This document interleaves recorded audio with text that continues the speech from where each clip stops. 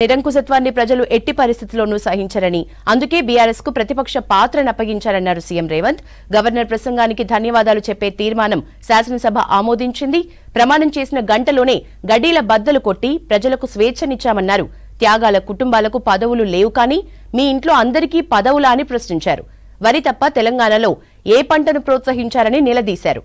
వచ్చే 10 ఏళ్లు ఇందిరమ్మ రాజ్యం ఉంటుందని ప్రజలకు జవాబుదారీగా ఉంటామన్నారు సీఎం రేవంత్. నిలబడి ఈ కుటుంబ పాలనకు వ్యతిరేకంగా మేము తీర్పిచ్చినామని నికార్సైన తీర్పిచ్చిన తర్వాత కూడా వాళ్ళలో మార్పు రాలేదు కాబట్టి నిన్న ఇక్కడున్న వాళ్ళను అక్కడికి పంపినరు. ప్రజా తీర్పును గౌరవించకపోతే అక్కడున్న వాళ్ళను అక్కడికి పంపుతారు.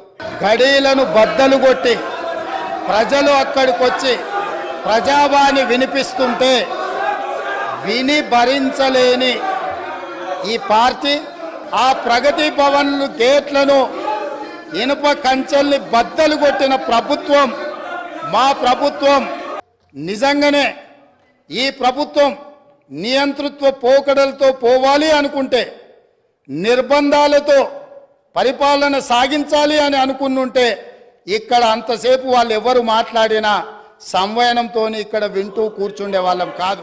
తెలంగాణ రాష్ట్రాన్ని సాధించడానికి ప్రయత్నం చేసి కృషి చేసి అమరులైన కుటుంబాలకు ఈ 9.5 సంవత్సరాలలో ఏ ఒక్కరోజైనా ప్రగతి భవన్ కు ఆహ్వానించి మీ కుటుంబం మీ బిడ్డల ప్రాణ త్యాగాలతోని తెలంగాణ రాష్ట్రాన్ని సాధించడం, నీ కుటుంబానికి నేను పెద్ద కొడుకునవుతా అని చెప్పి ఆనాటి ముఖ్యమంత్రి బుక్కెడు బువ్వ శంకరమ్మకు పెట్టిండా, యాదవ కుటుంబానికి పెట్టిండా, యాదిరెడ్డి కుటుంబానికి పెట్టిండా, కానిస్టేబుల్ కిష్టయ్య కుటుంబానికి పెట్టిండా. ఆ తెలంగాణ ఉద్యమకారుల మీద నమోదైన కేసులను తొలగించాలన్న ఆలోచన ఎప్పుడైనా చేసిండ్రా?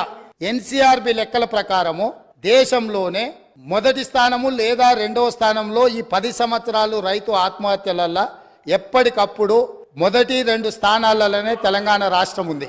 8,000 చిల్లర రైతులు ఆత్మహత్యలు చేసుకున్నారని ఎన్సీఆర్బీ లెక్కలు చెప్తున్నాయి అధ్యక్ష. 2018 ఆగస్టు నెలలో ప్రారంభించిన రైతు బీమా పథకంలో అర్హులు ఎవరో తెలుసా అధ్యక్ష? 18 సంవత్సరాలు నిండిన వాళ్ళు, 60 సంవత్సరాల లోపట ఉన్నవాళ్ళు. ఎంతమంది రైతులు చచ్చిపోయినారో తెలుసా అధ్యక్ష? వీళ్ళ లెక్కల ప్రకారము నెంబర్ ఆఫ్ డెత్స్ వచ్చేసి 1,21,965. అంటే ఇవి ప్రభుత్వం చేసిన హత్యలు కాదా అని నేను అడుగుతున్నా. ఇదా రైతు ప్రభుత్వం? అదేవిధంగా అధ్యక్ష, విద్యుత్ వినియోగం గురించి దేశంలోనే తెలంగాణ మొదటి స్థానాన్ని సాధించిందని పదే ప్రభుత్వం గొప్పలు చెప్పుకుంటుంది అధ్యక్ష. విద్యుత్ తలసరి వినియోగంలో తెలంగాణకు మొదటి స్థానం లేదు అధ్యక్ష. వాస్తవంగా కేంద్ర విద్యుత్ శాఖ ఆధ్వర్యంలోని సెంట్రల్ ఎలక్ట్రిసిటీ అథారిటీ వార్షిక నివేదిక 2023 ప్రకారము తెలంగాణ రాష్ట్రం విద్యుత్ తలసరి వినియోగంలో 10వ స్థానంలో ఉంది అధ్యక్ష. మొదటి స్థానానికి 10వ స్థానానికి ఎంత తేడా ఉంది అధ్యక్ష? 1 కోటి ఎకరాలకు నీళ్లు ఇస్తే కాల ద్వారా నీళ్లు బారితే ఎక్కడైనా పంపు సెట్లు పెరుగుతాయి అధ్యక్ష? మీరు చెప్పండి. 19 లక్షల పంపు సెట్లతో తెలంగాణ రాష్ట్రం ఏర్పడితే ఇవాళ 29 లక్షల పంపు సెట్లకు తెలంగాణ పెరిగిందంటే కాలువల ద్వారా నీళ్లు ఇచ్చినము, లక్షల కోట్ల రూపాయల ఖర్చు పెట్టినము, కాళేశ్వరంతో 1 కోటి ఎకరాలకు నీళ్లు ఇచ్చినామని చెప్పి వాళ్ళు చెబుతున్న కల్పిస్తున్న ప్రచారము శుద్ధ అబద్ధమన్న సంగతి మీ ద్వారా ఈరోజు తెలంగాణ ప్రజలకు చెప్పదలుచుకున్న అధ్యక్ష. 10 సంవత్సరాల నాడు వివక్షతోటి ప్రాజెక్టులు పూర్తి కావడం లేదు. కల్వకుర్తి, భీమా, కోయిల్పాడు, నెట్టూన్ సాగర్, ప్రాణహిత చేవెళ్ల నుంచి మొదలు పెడితే దేవాదుల, శ్రీరామ్ సాగర్, ఇందిరా సాగర్, శ్రీరామ్ సాగర్ లో కూడా వివక్ష జరిగిందని ఆనాడు సాగునీటి ప్రాజెక్టుల మీద మాట్లాడుకున్న మనం ఈ 10 సంవత్సరాలల్లా ఈ ప్రాజెక్టులు 100% పూర్తి ఎందుకు కాలేదు? ప్రాణహిత చేవెళ్ల ప్రాంతానికి నీళ్ళు ఎందుకు రాలేదని మీ ద్వారా వాళ్ళని నిలదీస్తున్న అధ్యక్ష. ఈరోజు కేటీఆర్ గారు మాట్లాడుతూ ఈ గవర్నర్ గారి ప్రసంగం వినేటప్పుడు నాకు సిగ్గైంది వినడానికి అని అన్నారు. నిజంగానే వారు సిగ్గుపడాలి.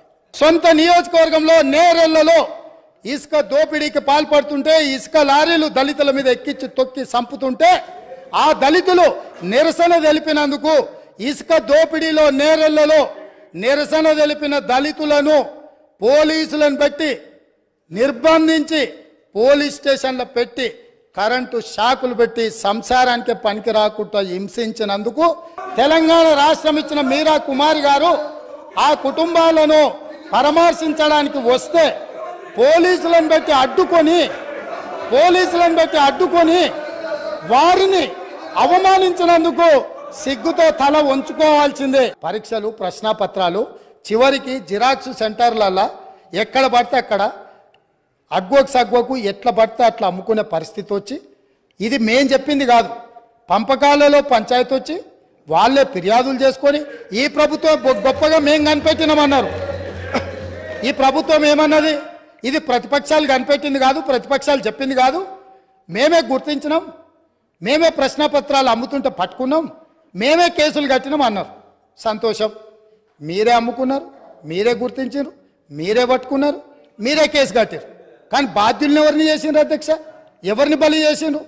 మీరు ఆ పరీక్షలను నిర్వహించిన వాళ్ళ మీద బోర్డులో నియమించిన సభ్యులకు అర్హత లేదు అని కోర్టు కూడా ప్రభుత్వానికి సూచన చేసినప్పుడు యుద్ధ ప్రాతిపదికన చర్యలు ఎందుకు తీసుకోలేదు?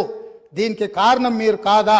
తెలంగాణ పబ్లిక్ సర్వీస్ కమిషన్ ద్వారా ప్రభుత్వ ఉద్యోగ నియామకాలు చేపట్టలేని వాళ్ళు ఖచ్చితంగా సిగ్గుతో తల వంచుకోవాల్సిందే. తెలంగాణ సమాజానికి క్షమాపణ చెప్పి తీరవలసిందే అధ్యక్ష.